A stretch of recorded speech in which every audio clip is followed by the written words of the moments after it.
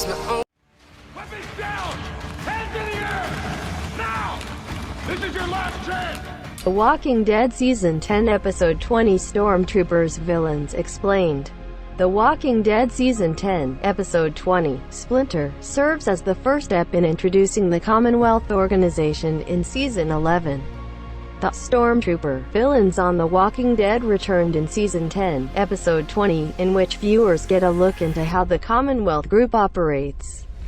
AMC's zombified horror drama had an impromptu Season 10 finale back in October, before it picked back up in February, due to production issues caused by COVID-19.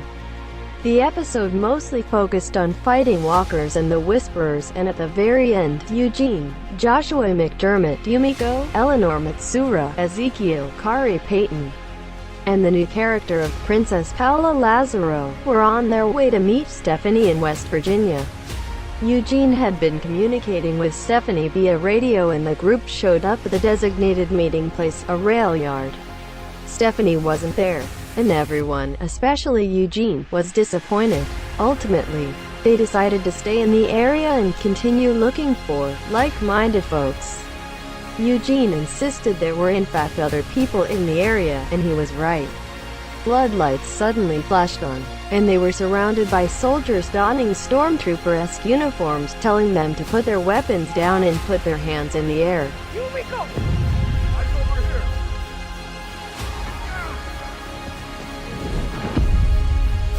The show has since continued after that episode, but Episode 20 fleshes out what really happened to the four-person group afterward. The Walking Dead Season 10 episode, Splinter, offers some additional context.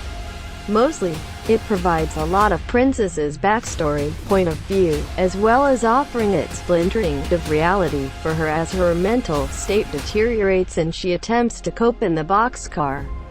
It gave a little more of a glimpse at the oddly dressed captors, but overall, a lot is still unknown. According to the comics, they're from a community known as the Commonwealth. They're a group of interconnected towns that are around 50,000 people strong, are run by a governor, and have an army, which viewers have met for protection and crime-fighting purposes. In the episode, as is both common and smart for self-preservation under post-apocalyptic circumstances, this army doesn't trust outsiders. They're skeptical of the newcomers, locking them in separate train cars and between interrogations. And, when Princess is being questioned, they're clearly not playing around. The man talking to her is purposely depicted as ominous. He's the first stormtrooper to be shown without a helmet, but he's partially obscured by shadows.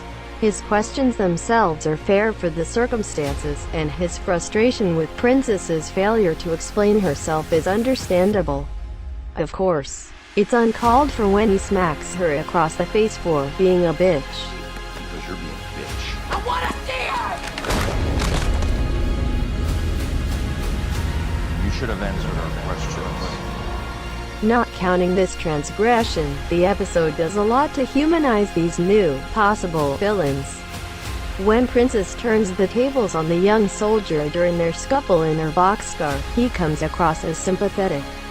It's hard not to feel bad for him, as he insists that the Commonwealth is a good community that merely wants to help, but needs to understand the motives and nature of those seeking solace at their dates.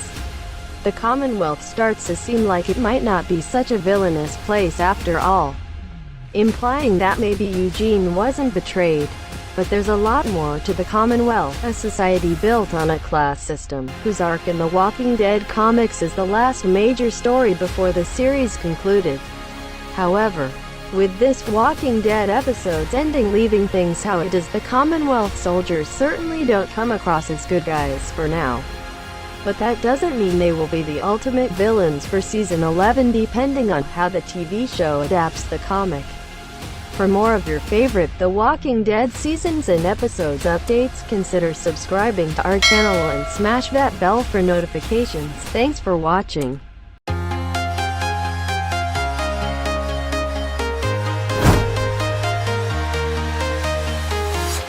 I'm walking alone, the streets are empty.